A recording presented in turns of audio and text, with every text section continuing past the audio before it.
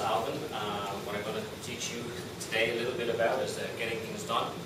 This is a book by David Allen that I picked up in January, and it has been a godsend for me. And I'm going to give you a couple of tips and pointers which I've picked out from the first few chapters, which I believe will help you getting things done. I don't know if you've recognized here at MIT, but things happen pretty fast. There isn't very much time to get everything done that you would like to get done.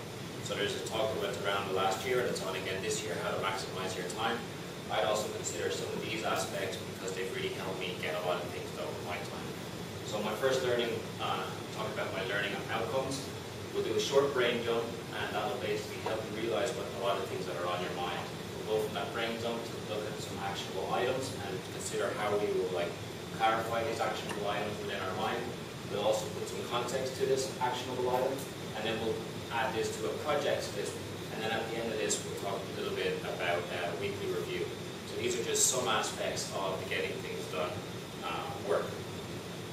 So to get started, if you consider how much is going on around you, you'll quite often have a lot of mental chatter that's going in your subconscious. So I'd like you to take just 30 seconds now to write down some things that are on your mind right now. Just take 30 seconds and write down things that are on your mind. As you're walking to work here, you might have been thinking about something. Maybe there's something you're going to do later today, or maybe you're thinking about something you're going to do on Friday. Just get it all, clear it from your mind right now. Just write it down, 30 seconds.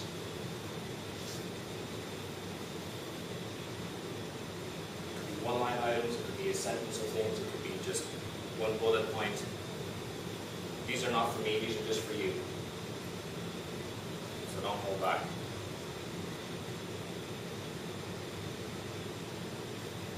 Okay, so as you probably realize that as you start writing things down, there are more things that you can actually write down. There are things that you are thinking about that you don't even realize you're thinking about. That's preventing you from being right here, right now, present in the moment.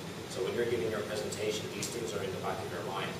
So when you start writing, starting to write more down, you start writing these things down, you start realizing there's things behind that, and there's things behind that again.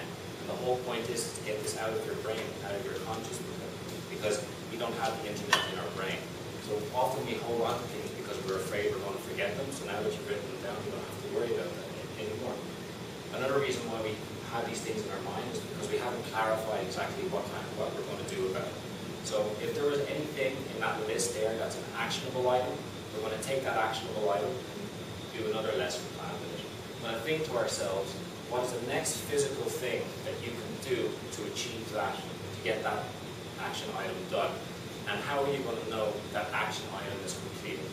So for me, during the week last week, I was thinking about this micro-teaching presentation, and this was bugging me a little bit, so I wrote it down, got it clear from my brain, and I thought to myself, all right, what do I want to do, and how will I know when it is done?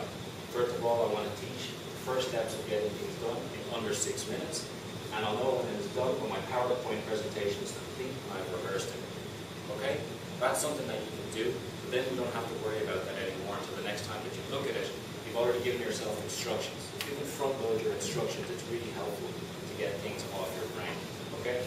I also put here context for computer, and this is something that's really useful. You ever come back from the shop and you're thinking, I gotta get eggs, I gotta get eggs, I gotta get eggs, and you come back and you're like, I forgot the eggs.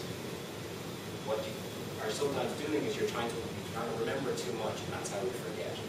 So by putting a context beside one of your action items, whether it's at the shop, or it's on the phone, or it's an email, do you ever get it? Does it ever happen to you that you open up your computer, you look at your emails, and half an hour later you're like, why did I open up my emails? I forgot. If you have a list in front of you, you know what email, you know why you're going to an email list, then maybe you can get through your task a lot faster. You don't get distracted by all the chat.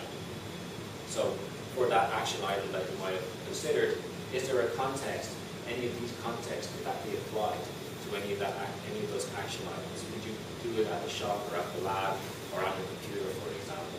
So that the next time you go to the lab, get all the lab work done at the same time. And the next time you go to the computer, get all your computer work done at the same time. Okay? I found this to be extremely useful for myself. So if you can categorize or sort your stuff according to these contexts, it can be very useful. And the last thing to consider is the amount of projects that we work on. We have a lot of projects. You probably have maybe 4 or 5 papers that you're working on. Each of those papers have a number of other projects that are related to them. Maybe you've got roles like with the health safety officer, or maybe you're mentoring some other students. Maybe you're doing papers from your PhD period. You're still working on those. You're possibly even working on projects, for example, that are related to home, for example. All of these projects are weighing on you. And unless you make a full projects list, you're going to just be working on the ground level all the time.